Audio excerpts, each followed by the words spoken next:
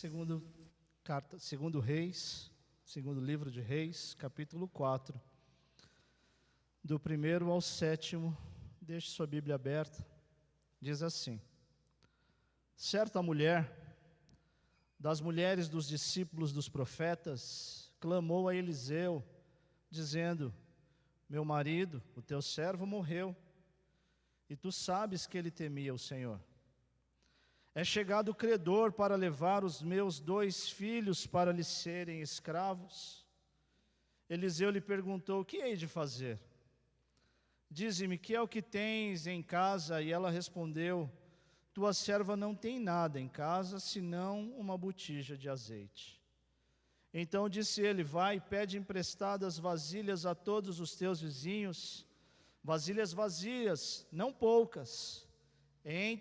Então entra, fecha a porta sobre ti e sobre os teus filhos, e deita o azeite em todas aquelas vasilhas, põe à parte a que estiver cheia. Partiu, pois, dele e fechou a porta sobre si e sobre os seus filhos. Estes lhe chegavam as vasilhas e ela as enchia. Cheias vasilhas, disse ela a um dos filhos: chega-me mais uma vasilha. Mas ele respondeu: não há mais vasilha nenhuma. E o azeite parou. Então foi ela e fez saber ao homem de Deus. Ele disse: vai, vende o azeite, paga a tua dívida, e tu e teus filhos vivam do resto. Amém, irmãos? Deixa aberto. Senhor Jesus, fale com a tua igreja, Pai, em nome de Jesus. Some a tua voz a minha, nos desafie, nos console e nos exorte nessa noite, em nome de Jesus. Amém. Irmãos, irmãs, a proposta dessa noite que está aqui para chamar a sua atenção é sobre o avivamento na escassez. Tudo bem o que é escassez? Sabe o que é escassez? Amém? Você sabe o que é escassez? Já viveram escassez? Passamos apertadinho um pouco, certo? Mês de fevereiro é mais curto, mas esse aqui de março é mais compridinho. E aí a gente tem que ter planejamento, estratégia. Tudo bem, igreja? Avivamento na escassez. Avivamento na escassez. É sobre isso que eu quero chamar a sua atenção. Sabe por quê, meu povo?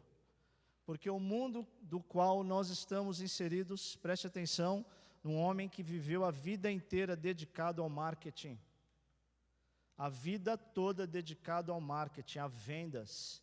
E nós, quando era desse mundo pecaminoso, nós exploramos a escassez.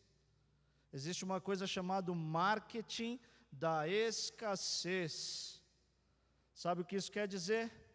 Que toda vez que você ligar a sua TV, o seu telefone, a internet, é agora, é só agora, é até amanhã. Se você não comprar, você vai ficar de fora. Não perca essa oportunidade. Você já viu alguma coisa assim?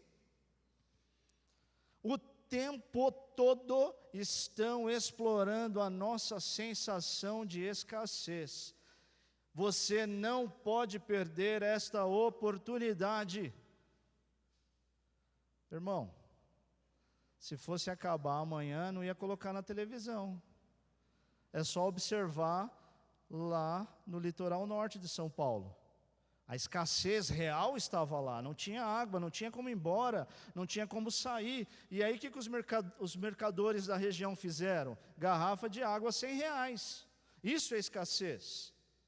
Só que o ser humano morre de medo da escassez. É um terror, é pânico, a gente tem medo de se aposentar e a gente trabalha um pouquinho mais porque a gente tem medo de se aposentar e a grana da aposentadoria não dá para a gente pagar as nossas contas.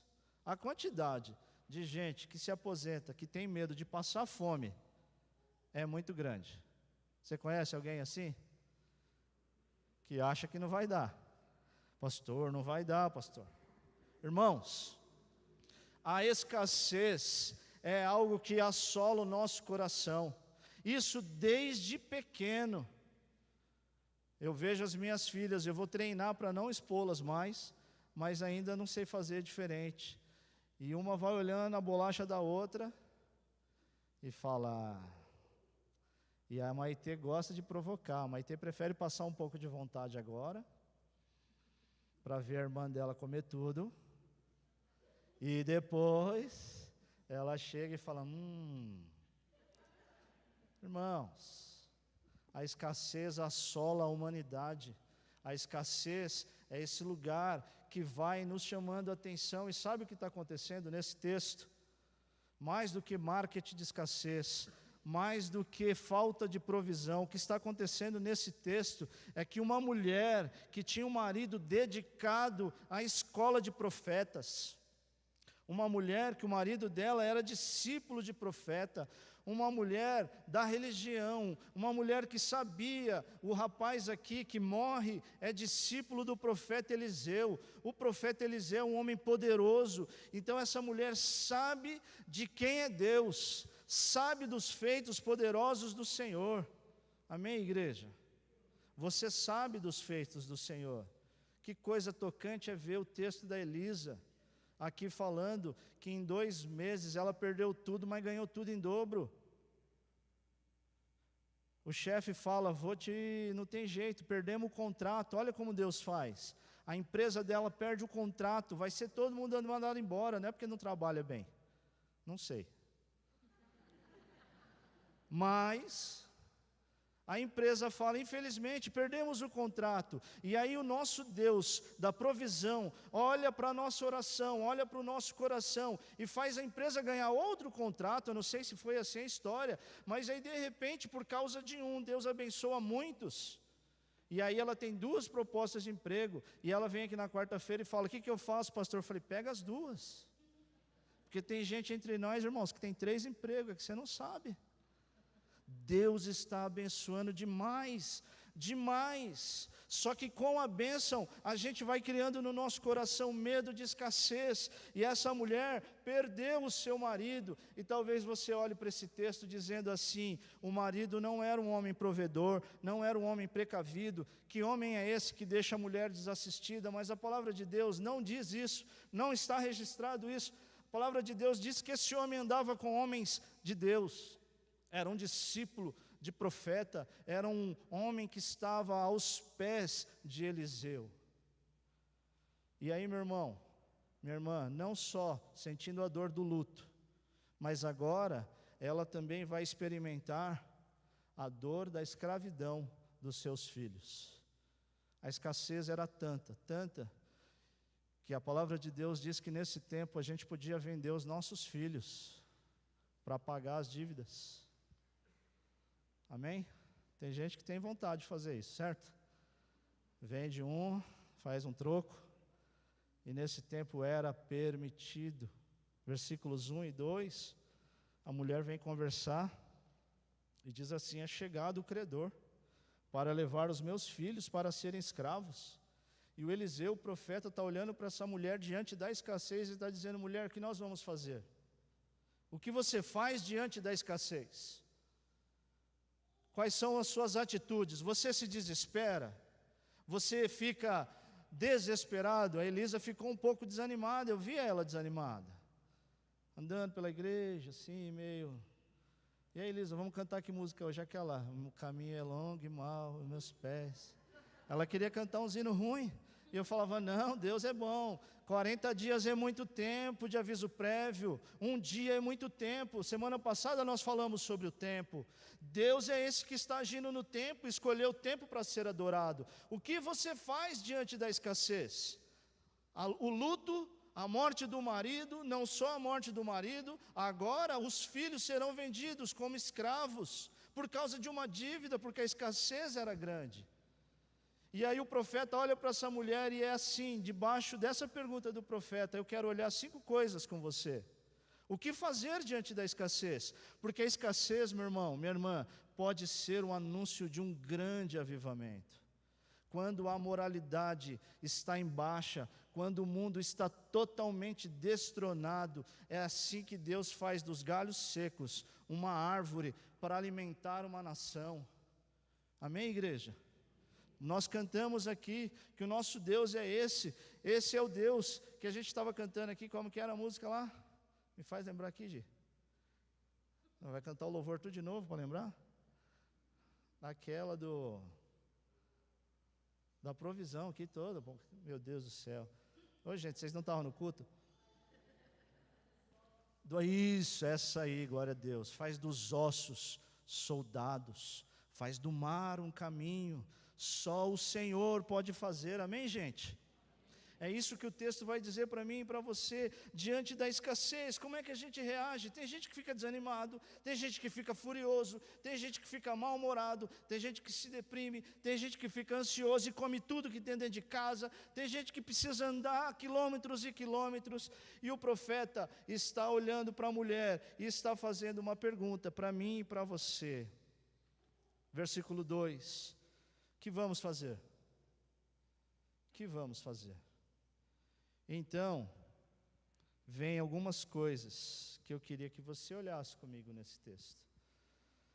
A primeira delas, irmãos, irmãs, é que nós precisamos, profeta Oséias, fazer uma coisa chamada inventário espiritual.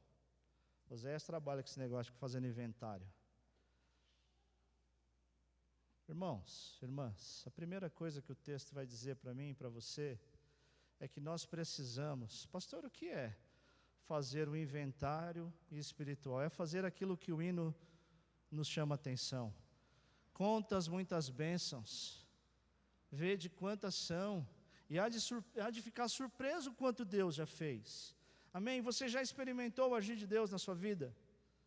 Sim? 1 ou 2 vezes, 3 vezes. Eu queria dizer para você que todos os dias, e isso é fazer inventário espiritual, porque diante da escassez, só há escassez para quem já teve alguma coisa. Você não vai sentir falta daquilo que você não teve. Hoje fui almoçar com a Gisele, e aí a Gisele viu uma pessoa famosa e tirou foto com a pessoa famosa. E eu queria escrever assim, escreve assim na legenda da foto. Escreve assim, ó, os lugares que eu frequento tem gente perguntando referência. Vocês entenderam aqui a piada? A pessoa famosa é que está frequentando os lugares que eu frequento. Não sou eu que estou frequentando um lugar de gente famosa. Você entendeu? Isso eu estou chamando a sua atenção para dizer que isso é inventário espiritual. O que é inventário espiritual? Observa o que Deus está fazendo na sua vida. Amém, igreja? Não sei, irmãos, parece que vocês não estão com muita crença nisso, não. Parece, irmãos e irmãs, que nós estamos assim desconfiados do agir de Deus, mas se você pensar no tempo presente, se você pensar nas longas histórias que o Senhor tem te permitido, o Senhor tem te permitido sentir falta de coisas boas, glória a Deus. E eu tenho andado com meu amigo Jorge, vai sobrar para tu também hoje, que eu estou cheio de graça hoje. E o Jorge fala, aí pastor, tempo bom era aquele que eu era universitário. E é porque a gente já foi universitário, glória a Deus que eu tive aquela experiência. E agora Deus está dizendo, precisamos, diante da escassez, encher o nosso coração de tudo aquilo que Deus já fez. Como isso, pastor? Porque Jesus olha para essa mulher e fala assim, ei mulher, o que é que você tem na sua casa? O que é que você tem aí? Versículo 2, o que é que você tem? O que é que você tem, irmão? O que é que você tem, irmã? O que é que está nas tuas mãos? Eu não tenho nada, pastor.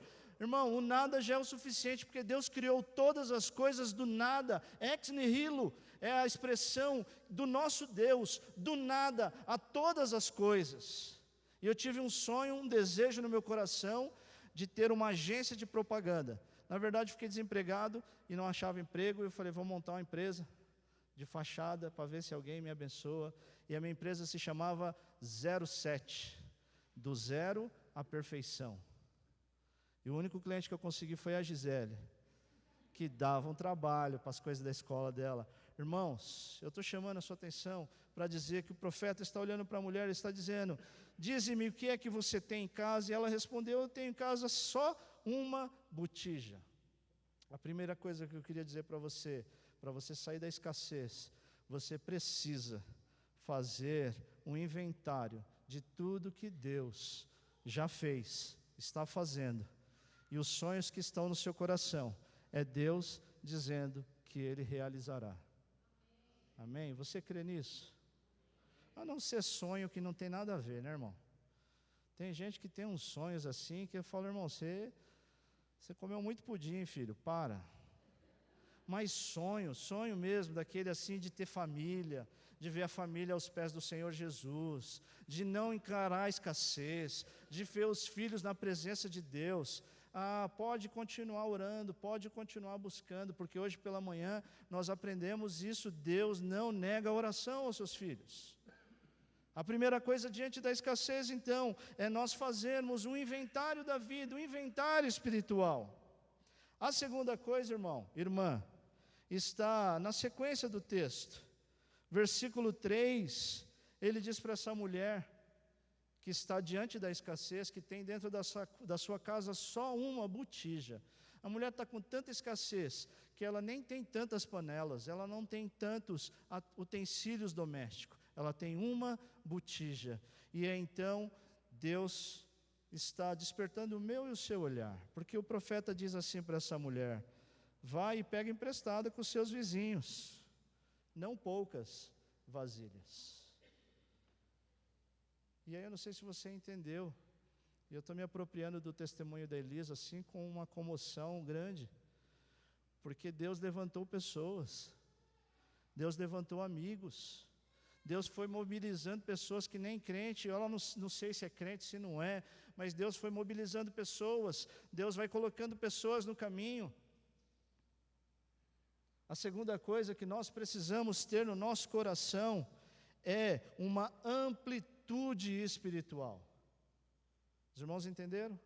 O que é amplitude espiritual? É porque diante da escassez, irmão, o coração pode se encher de uma amargura tamanha que você acha que só você está sofrendo. Diante da escassez espiritual, você pode desenvolver uma relação com o Espírito de Deus, achando que Deus é injusto. Você pode olhar para os feitos do Senhor e dizer: por que só eu? Porque só minha vida não caminha? Porque tudo que eu tento fazer dá errado? E aí, se a mulher fica nessa expectativa, e pessoas que desenvolvem a perspectiva da escassez, são pessoas amargas, pessoas murmuradoras, pessoas que a gente não quer ter perto, pessoas que a gente não gosta de conversar, pessoas que vão contaminando o nosso dia. E o profeta está dizendo para a mulher: vai falar com os teus vizinhos, vai falar com os teus amigos, vai procurar as pessoas. Lucas 16, Jesus, numa parábola do mordomo infiel, fala uma coisa terrível e provocadora. Ele fala assim: dos amigos iníquos, granjeai a amizade, para no dia que faltar as coisas, esses amigos te recebam em tabernáculos eternos. Jesus está dizendo que até para gente iníqua, nós temos que ter um sorriso fácil. E nós cantamos um hino aqui que tem me tocado nessa semana, porque eu estava lendo uma biografia, e a biografia falava do homem que escreveu esse hino: se paz a mais doce me vier tocar, o se dor a mais forte, não importa, eu quero ser feliz com Jesus. Sabe como que ele escreveu esse hino? Eu falei para as irmãs do Vigiora. Ele era um pastor, e mandou a família na frente para a cidade que ele ia pregar o evangelho, e o navio que foi na frente afundou, e ele perdeu as suas 2 filhas, morreu as 2 filhas, e a esposa escreve uma carta para ele, que vai vir depois. Ele escreve: o nosso navio naufragou, e eu fui salva sozinha. Ele entendeu que ele tinha perdido as 2 filhas. E aí, irmãos e irmãs, quando ele passa, porque é o caminho que ele tem que fazer, e ele vê o acidente, ele diz: se paz a mais doce eu vier desfrutar, o dor a mais forte eu vier sentir, sou feliz. com Jesus. Pessoas que têm essa dimensão espiritual são pessoas que, quando disser para o vizinho: vizinho, preciso só de uma botija, vizinho, preciso só de uma indicação, pessoal, bati o carro, pessoal, perdi o emprego, a empresa perdeu o contrato. Deus mobiliza uma quantidade indistinguível, indizível de provisão. Amém, igreja? Será a escassez, será a fome, será a morte ou a espada que vai silenciar os meus lábios? Então, a segunda coisa que eu queria dizer para você, diante dessa experiência, em que o profeta está dizendo: vai conversar com seus vizinhos. E a pergunta que fica sobre o meu coração, sobre o seu coração: qual tem sido o nosso testemunho de fé? Quando a gente vai expor às pessoas as nossas dificuldades, porque nós temos dificuldades, temos adversidades. Só que as adversidades, irmãos, tem que servir de experiência para nos impulsionar adiante. Amém, igreja? Não pega no sono não, que tem mais 3 ainda, irmão, irmã. Mais 2 coisas só. Porque a semana passada, e faz um tempo que os irmãos, não sei se os irmãos perceberam, mas Jesus tem chamado a minha atenção para fechar a porta do quarto. Semana passada eu falei do rei Jeú. Lembram-se do rei Jeú? Que Deus, para transformar, para fazer uma revolução, pediu para o rei Jeú entrar numa sala secreta. Mateus 6,6, o Senhor Jesus diz assim: entra na porta do teu quarto, tranca, e aquele que te vê em secreto vai ouvir as tuas orações. Eu não sei se você percebeu, mas o versículo 4 vem a terceira coisa dessa noite: disponibilidade. Depois que você falar com todos os seus vizinhos e pegar tudo que você puder de botija, de panela, de balde, de coisas, o que é para fazer? É para entrar no seu quarto e trancar a porta com os teus filhos. Fecha a porta sobre ti e sobre os teus filhos, e deita o teu azeite em todas aquelas vasilhas, e põe a parte a que estiver cheia. E a terceira coisa, meu irmão e minha irmã, para nós vencermos o medo da escassez, é blindar o nosso coração, fechando a porta do nosso quarto em oração. Os irmãos entenderam? Sim ou não? Pastor, essa semana eu fui num programa de TV e a pessoa me fez a pergunta: é para orar ou não é para orar? Eu disse: é para orar sem cessar. Sem cessar. Aí a pessoa disse: mas e aí, a gente ora sem cessar? Falei: só que tem hora que Jesus está dizendo: pega todas as vasilhas, todas as botijas, entra no quarto e tranca a porta, e você vai ver o poder de Deus expandindo a sua visão. Vai ter tanto azeite, que você vai conseguir resolver todos os problemas. E aí, meu irmão, minha irmã, eu não sei como vai o seu coração, mas a julgar pela nossa expressão cultica, do nosso culto público, como tem sido a nossa vida devocional? O texto está dizendo que nós precisamos de disponibilidade. Sabe o que é disponibilidade? É de parar tudo. A semana passada eu falei e hoje eu vou falar de novo. Você precisa parar, trancar a porta do seu quarto e sair de lá só quando Deus falar com você. Isso é coisa de pentecostal, pastor. Esse negócio de Deus falar. Pois então, irmão, em nome de Jesus, tranca a porta do seu quarto e faça isso. E eu quero colocar à prova o que Deus tem me chamado a atenção nesses dias. Amém? Qual é a causa que está fustigando o seu coração? Sem barulho, sem grito, sem confusão, sem recursos, sem atalhos, sem eu vou ligar para a Crefisa, não, eu vou resgatar aquele dinheiro, não, eu vou pedir para... Não. É você e Deus trancando a porta do seu quarto. Irmão, se Deus não fizer o que tem feito diante dos nossos olhos, mas a letargia, o cansaço, a correria, a falta de disponibilidade, não impede a gente de ver, irmãos, se Deus não fizer isso, então tem alguma coisa errada ardendo no meu coração. E eu quero chamar você, irmão, em nome de Jesus, porque o texto, de novo, nessa noite, está dizendo para nós termos qualidade de relacionamento com Deus, disponibilidade com o Senhor. Amém, igreja? Em nome de Jesus. A última coisa que eu quero dizer para você nessa noite, porque do versículo 5 até o versículo 7 é só a graça de Deus enchendo o coração dessa mulher. Partiu, pois, fechou a porta sobre si e sobre os seus filhos, e estes iam chegando com vasilhas, e elas se enchiam. Cheias as vasilhas, todas as vasilhas, ela disse: chega mais uma vasilha. Ele respondeu: não tem mais vasilha. E o azeite parou. O azeite só parou porque não tinha mais lugar para encher. O azeite, o agir de Deus, só para na minha e na sua vida quando não há mais disponibilidade, quando a escassez toma conta do meu olhar. Quando eu olho para a minha vida futura como pastor, eu falo: vou passar fome. Tenho medo. Graças a Deus a Gisele foi ser diretora.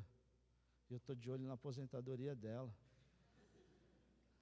Se ela ficar viúva, ela vive. E se eu ficar viúvo, glória a Deus. Não fala isso, pastor. Porque se fosse depender só da jornada pastoral, e aí quando eu olho para isso, aí você calma o coração, meu irmão, porque a escassez quer roubar a nossa atenção. A escassez quer dizer que não vai dar. Às vezes a gente sonha, tem um sonho no coração: eu vou comprar uma casa, eu vou sair desse lugar, eu vou expandir, eu vou avançar. E aí a gente trava dizendo: não vai dar, eu não vou conseguir, eu não vou conseguir. Se Deus colocou no seu coração, se Deus está te impulsionando, vai em nome de Jesus. Mas antes de ir, tranca a porta do quarto, conversa com Deus e fala: Senhor, eu vou botar o pé nesse negócio e creio que o Senhor vai pôr o chão. E eu não estou te chamando a irresponsabilidade, eu estou te chamando a não olhar pela perspectiva da escassez. E aí, irmão, irmã, nós experimentamos assim um avivamento. O que é o avivamento? É Deus dando vida para aquilo que nós temos medo, é Deus colocando no nosso coração esperança. Deus pode avivar o nosso casamento, Deus pode avivar a nossa profissão, Deus pode avivar a nossa saúde, Deus pode avivar e quer avivar a nossa espiritualidade. Então, irmão, irmã, a mulher está dizendo: não tem mais lugar, não tem mais disponibilidade, porque se eu tivesse, ia continuar. Eu quero concluir então dizendo para você, irmão, irmã, que é linda essa história, porque o versículo 7, ela foi o homem de Deus e disse, o homem de Deus disse assim: agora é só fazer o que precisa ser feito, paga a sua dívida, resolve a sua vida, seja pessoa de palavra, cumpra os seus votos. O salmista diz: eu cumprirei os meus votos na casa do Senhor. Deus se revelou para você aonde? Onde foi que Deus te fez a promessa que você está desanimado, desesperançado? Deus está dizendo: pague os seus votos na casa do Senhor. Deus está dizendo para mim e para você que nós precisamos avançar e caminhar para a paz, para um avivamento, para uma vida plena. Não vai perder os filhos, não vai vender os filhos, vai viver do que sobrar, vai pagar. E aí minha mãe sempre, quando nós passávamos, minha mãe ficou viúva e não quis se casar novamente, tinha medo. Ficou viúva aos 30 anos de idade, comigo, minha irmã e meu irmão. Meu irmão tinha 2 anos de idade. Dona Beth não quis. E, irmãos, cada história com a Dona Beth, já na infância, dela dizer: a palavra de Deus diz que nós não vamos tomar emprestado, a palavra de Deus diz que nós vamos viver e comer o melhor desta terra, a palavra de Deus diz isso debaixo de muito choro às vezes, de muita opressão às vezes. E a Dona Beth olhava e dizia: em nome de Jesus, não tomaremos emprestado, palavra de Deus diz que, se possível, nós emprestaremos. Eu estou falando do que eu vivi na minha infância. Eu estou falando nessa noite daquilo que eu tenho tentado experimentar no Senhor. Irmão, em nome de Jesus, fazei prova do Senhor, e vocês verão que o nosso Deus é um Deus de maravilhas. Essa mulher honrou os compromissos que ela tinha, porque o nosso Deus não quer ver os filhos dele envergonhando o nome dele. Você foi feito para a glória do Senhor. Então, como você foi feito para a glória do Senhor, você não vai envergonhar o Senhor com as suas finanças, com a sua saúde, com a sua vida espiritual. Deus não vai permitir que a escassez faça com que você envergonhe o nome do Senhor. Só que antes, irmão, irmã, precisamos ir por quarto secreto com a nossa família. Essa mulher foi com os 2 filhos que seriam vendidos na manhã seguinte. É amanhã, filhos.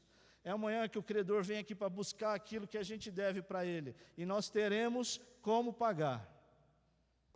E essa é a minha oração nessa noite, igreja, em nome de Jesus. Em nome de Jesus. Que bom ver o Tuneu aqui louvando o Senhor. Que bom ver a Elisa, mesmo no seu silêncio, escrevendo coisas lindas sobre o que Deus tem feito nesse lugar. Qual é o seu testemunho? O que é que você tem dito daquilo que Deus tem te permitido passar? Se a sua boca só abre para murmurar, para reclamar, para dizer, eu sinto te informar, mas você está na expectativa e na perspectiva da escassez. E Deus não habita na escassez.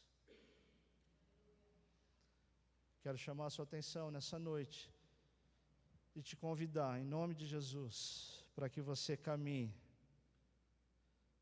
viver do resto daquilo que Deus derramou em abundância. Amém, igreja? Onde abundou o pecado, superabundou a presença do Senhor. Deus é maravilhoso. Amém? Nosso Deus é grandioso. Nosso Deus é tremendo, como diz o presbítero João. Tremendo, pastor. Eu falo, é mesmo. Que isso encha o seu coração nessa noite.